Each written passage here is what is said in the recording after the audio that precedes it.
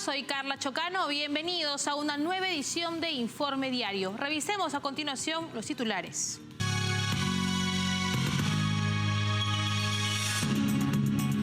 En Venezuela, el equipo de campaña de María Corina Machado anunció que la inscribirá como candidata en las próximas elecciones, pese a la inhabilitación impuesta por el régimen de Nicolás Maduro. En Argentina, el gobierno de Javier Milei ha tomado una medida trascendental en materia de seguridad al habilitar el uso de armas de fuego para las fuerzas federales ante situaciones de peligro inminente. En España, la controvertida ley de amnistía ha sido aprobada en el Congreso de los Diputados con 178 votos a favor. Esta iniciativa permite favorecer a Carles Puigdemont, líder de Junts per Catalunya, y de aquellos que cometieron delitos en nombre de la ilegal independencia de Cataluña. La inflación continúa siendo una de las principales preocupaciones para los ciudadanos estadounidenses y un desafío persistente para la administración de Joe Biden, según un informe del diario Las Américas.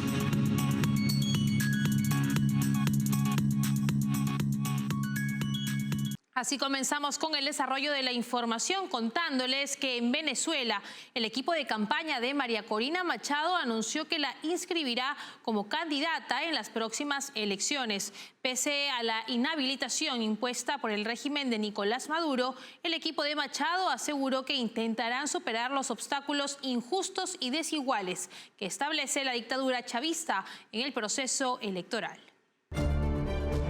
El comando de campaña de la candidata presidencial María Corina Machado anunció su determinación de inscribirse como candidata en las próximas elecciones presidenciales, a pesar de la inhabilitación impuesta por el régimen de Nicolás Maduro. El coordinador del equipo de campaña, Henry Alviares, denunció la injusticia del cronograma electoral establecido por el Consejo Nacional Electoral, calificándolo de carrera injusta y desigual. No obstante, Alviares enfatizó la confianza en el triunfo de la oposición, a pesar de los obstáculos. Ante la posibilidad de que Machado no pueda competir, Alviares señaló que la líder opositora hará todo lo necesario para enfrentar los desafíos presentados por el régimen. Destacó que Machado siempre actuará en beneficio de Venezuela, priorizando los intereses del país en cualquier circunstancia. Alviares recalcó la firmeza y la determinación de Machado para representar los intereses de la oposición y del pueblo venezolano. Además, informó que el Partido Único Democrático, conocido como PUT, está llevando a cabo reuniones frecuentes para abordar temas cruciales, como la selección de tarjetas electorales para inscribir a su candidata. Esta medida se debe a que varias formaciones opositoras están siendo intervenidas judicialmente, lo que ha llevado a que sus símbolos estén bajo el control de personas señaladas como colaboradores del régimen de Maduro. Seguimos en Venezuela, ya que la dictadura de Nicolás Maduro continúa la represión contra la oposición. El fiscal general del régimen chavista, Tarek William Saab, anunció la detención de Wilfer José Piña Azuaje, miembro del partido La Causa Radical, y de Renzo Stevens Flores, desertor de la Guardia Nacional Bolivariana, bajo cargos de supuesta conspiración contra el Estado e intento de magnicidio contra el dictador Nicolás Maduro. Estas detenciones se enmarcan en una campaña más amplia de persecución política en Venezuela, donde la dictadura de Nicolás Maduro anteriormente había detenido a 4 colaboradores de la candidata presidencial de la oposición, María Corina Machado. La oposición, representada por la Plataforma Unitaria Democrática, denunció la desaparición de Piña Azuaje en el estado de Monagas, atribuyéndola a funcionarios uniformados. El partido de La Causa Radical también se pronunció en redes sociales, indicando que los funcionarios del régimen chavista llegaron al lugar de trabajo de Piña Azuaje en una camioneta blanca sin placas, y agregando que otras 6 personas fueron arrestadas en el lugar. Diversos mandatarios en América Latina, como Luis Lacalle Pou de Uruguay y Javier Milei de Argentina, han condenado en reiteradas ocasiones las violaciones a los derechos humanos y la falta de garantías democráticas en Venezuela. Estos recientes arrestos solo refuerzan la preocupación por el deterioro del Estado de Derecho y la represión política bajo la dictadura de Nicolás Maduro.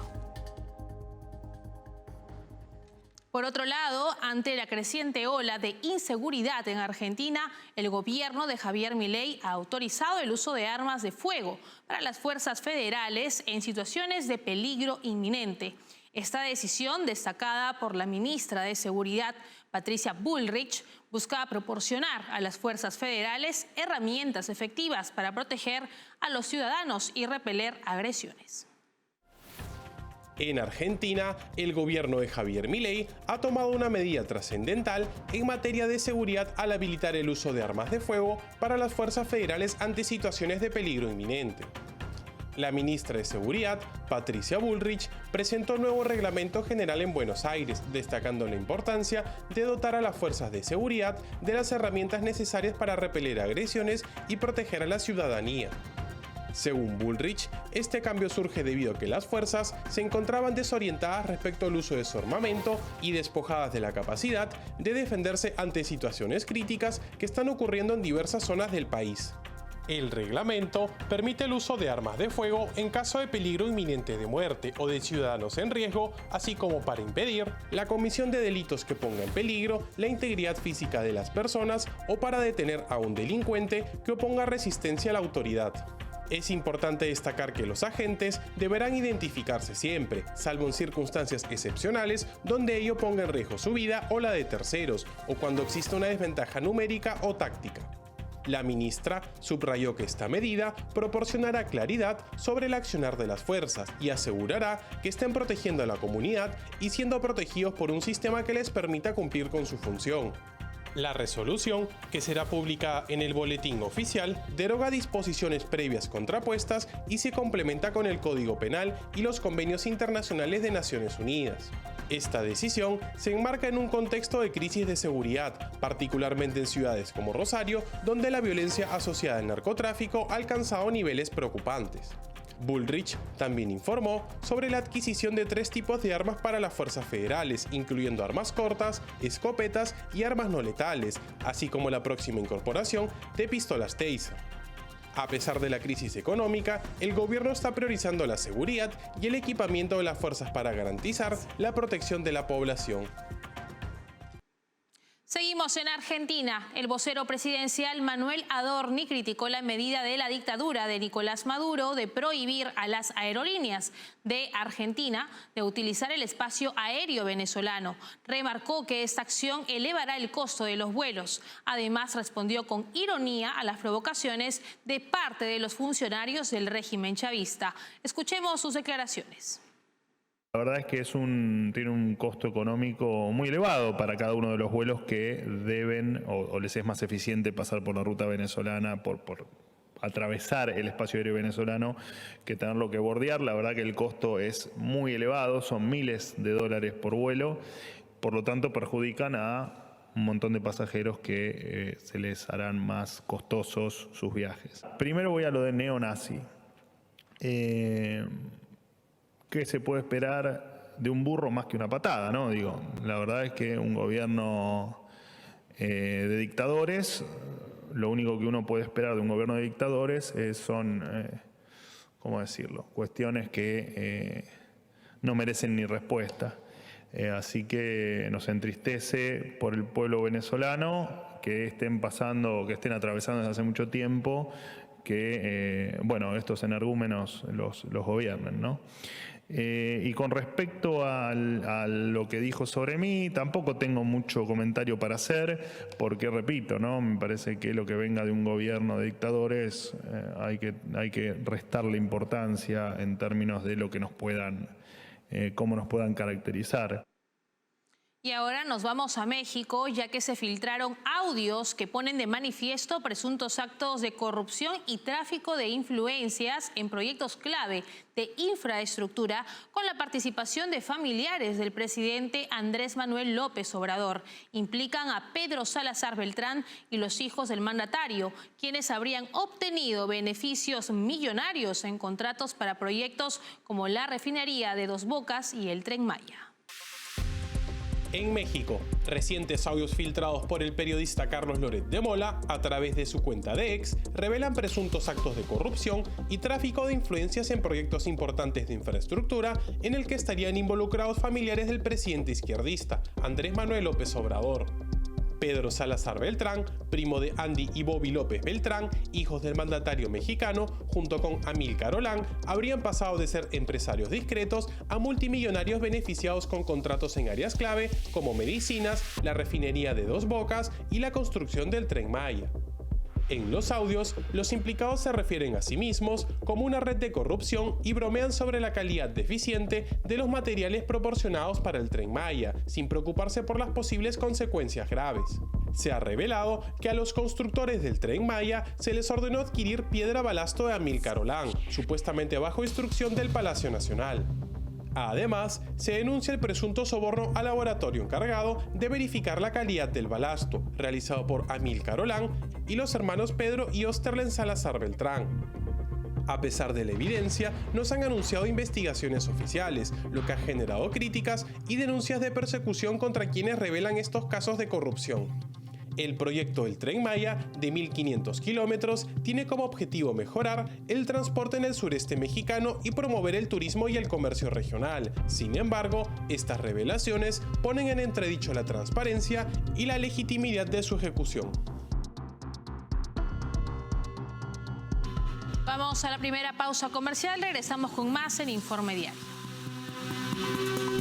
Café Sombra de Pino. Un café diferente que crece a la sombra de pinos en Villarrica. Ya lo saben, Café Sombra de Pino. Un café premium al alcance de todos.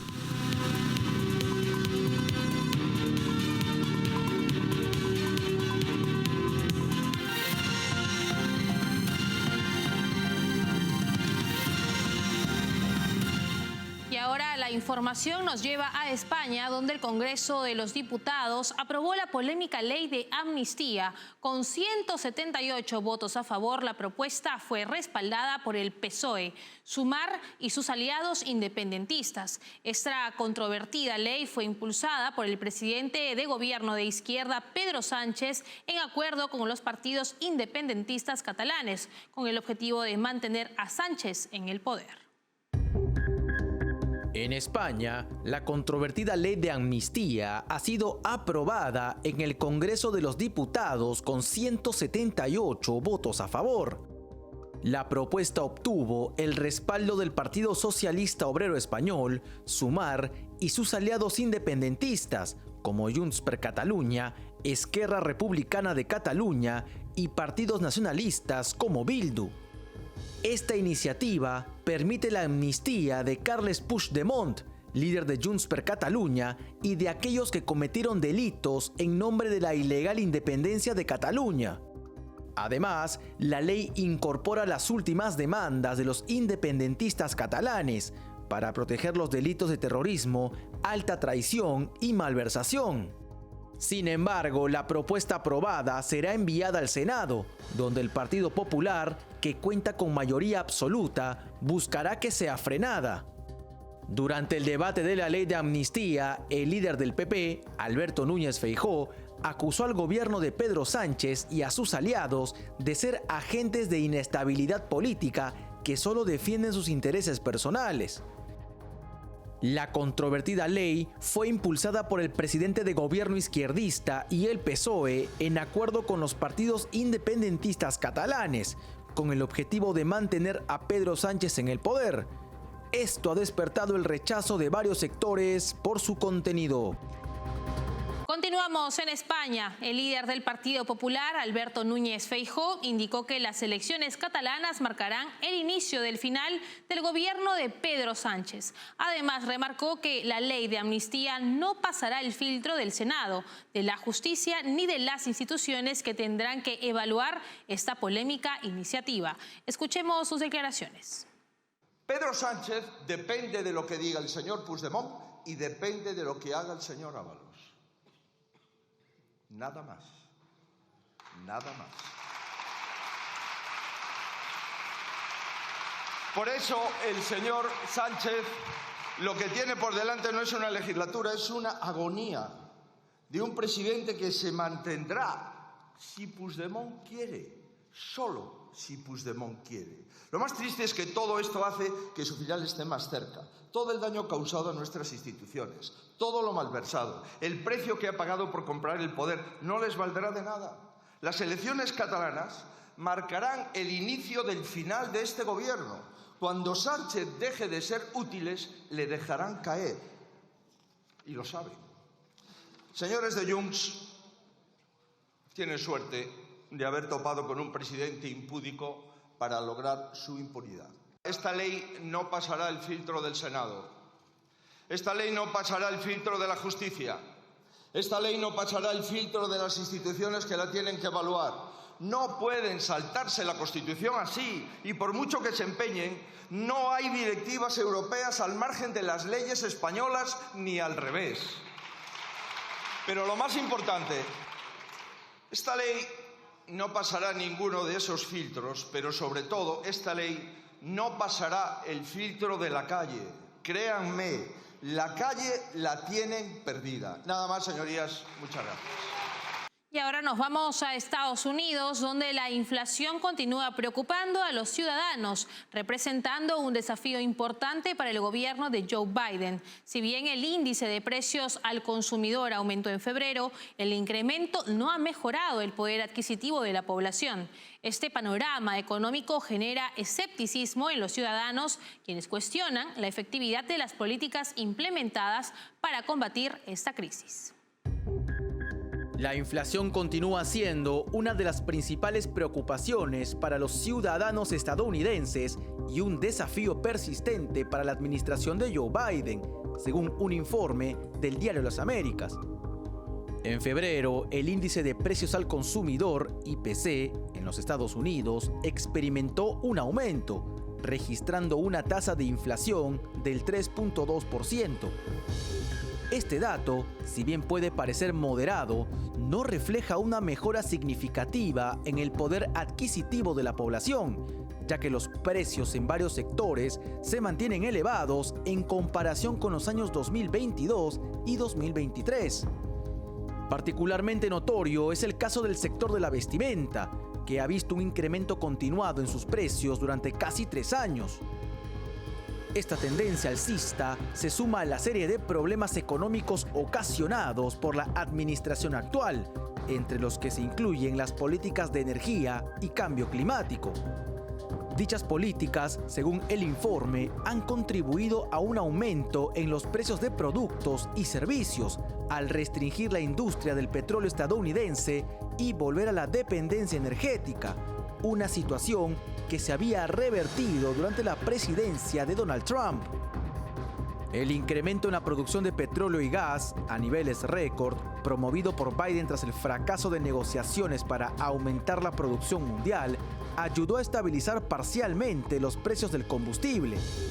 Sin embargo, la mayoría de los bienes y servicios continúan teniendo precios elevados, lo que mantiene la presión sobre el costo de vida de los estadounidenses.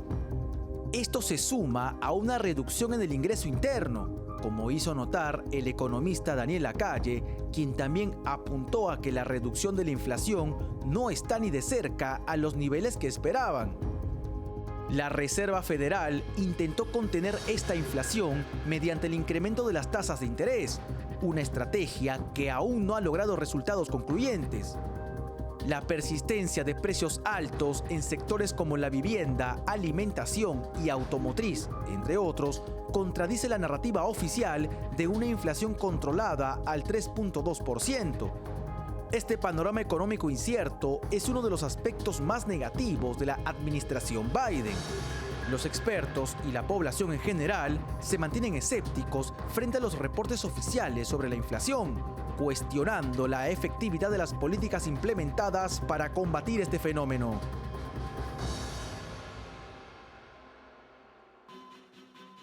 Es momento de separarnos por unos instantes. Volvemos enseguida con los deportes.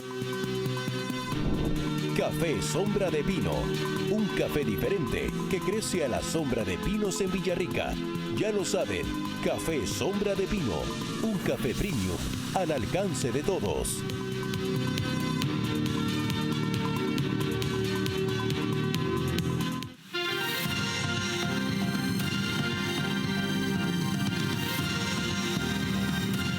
los dejamos con Estefanía Álvarez y el bloque deportivo.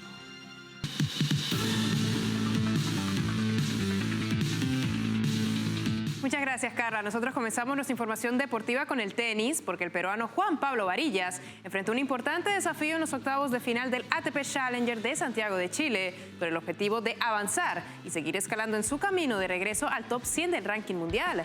Y es así como Varillas derrotó en 3 sets al brasileño Orlando Luz, que también buscaba el pase a los cuartos de final de este torneo sudamericano. En un primer set que comenzó de manera prometedora para Varillas, el peruano logró aprovechar sus oportunidades de quiebre y mantenerse firme desde la devolución para tomar una ventaja inicial. A pesar de algunos contratiempos, Varillas cerró el set por 6-3 con un nuevo quiebre a su favor. Sin embargo, en el segundo set, Luz elevó su nivel de juego y comenzó a dominar con autoridad, aprovechando las debilidades de Varillas. El peruano luchó por mantenerse en el partido, pero el brasileño se impuso con un contundente 6-2, igualando el marcador. En el set decisivo, Orlando Luz logró un quiebre temprano, pero Varillas respondió de inmediato y así logró recuperar su juego agresivo del primer set y aseguró la victoria con un marcador final de 6-3, 2-6 y 7-6. Pasamos al fútbol porque el equipo uruguayo Nacional se encuentra en una complicada situación después de caer 1-0 en el partido de ida de la fase clasificatoria de la Copa Libertadores. A pesar de esta derrota, el margen de un solo gol podría considerarse aceptable dadas las difíciles condiciones de haber jugado en Bolivia. Con el respaldo de su afición, el Nacional de Uruguay deberá remontar un marcador adverso jugando de local. Su historial reciente en partidos disputados en su estadio, donde ha mantenido una racha invicta en 6 encuentros oficiales, le otorga una dosis adicional de confianza. Por otro lado, el equipo boliviano Always Ready comprende la importancia de ampliar su ventaja. Enfrentar a Nacional en su propio terreno presenta un desafío considerable. Sin embargo, su historial nada favorable en partidos fuera de casa en la Copa Libertadores le juega en contra. Conscientes de la necesidad de evitar una derrota por más de un gol de diferencia, Always Ready buscará capitalizar su momento actual, mientras que Nacional buscará hacer valer su condición de local y aprovechar su historia en su estadio para lograr la remontada. Botafogo logró clasificarse para la fase de grupos de la Copa Libertadores de América tras un empate 1-1 como visitante frente a Bragantino. Este resultado representa un impulso de confianza para el club brasileño después de sus dificultades en la liga del año anterior. El partido de vuelta de la fase 3 de la Copa Libertadores, celebrado en el estadio Navi Abichedid entre Bragantino y Botafogo, terminó en empate a un gol por equipo. Junior Santos abrió el marcador para Botafogo al minuto 76 y Talisson, 10 minutos después, empató para Bragantino. Este marcador fue suficiente para que Botafogo alcanzara la fase de grupos por primera vez en 7 años, tras haber ganado 2-1 en el partido de ida. El éxito de Botafogo valida el liderazgo del entrenador interino Fabio Matías. El equipo ha logrado 9 victorias, 3 empates y solo 3 derrotas desde enero. Y una delegación técnica de la FIFA arribó a Uruguay con el propósito de avanzar en las negociaciones para el partido del Mundial del 2030, que se disputará en el Estadio Centenario. En una conferencia de prensa celebrada en el principal estadio uruguayo, se contó con la presencia del secretario general de Deportes, Sebastián Bauzá, el presidente de la Asociación Uruguaya de Fútbol, Ignacio Alonso, y la directora de la Secretaría de Educación Física, Deporte y Recreación de la Intendencia de Montevideo, Silvia Pérez. Se destacó la importancia histórica del evento, considerándolo como un homenaje a quienes construyeron el Estadio Centenario y a los pioneros del fútbol mundial. Enfatizando en la preparación de Montevideo, Bauzá resaltó la relevancia del partido conmemorativo por los 100 años del primer mundial.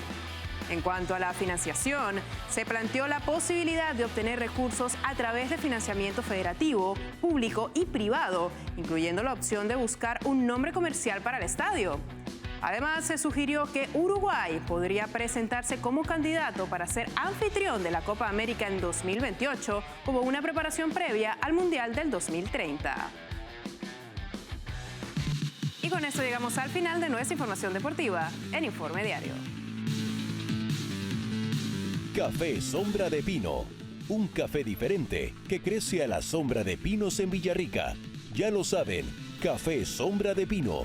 Un café premium al alcance de todos. Así llegamos al final en esta edición de Informe Diario. Para más información, escaneen el código QR que aparece en sus pantallas.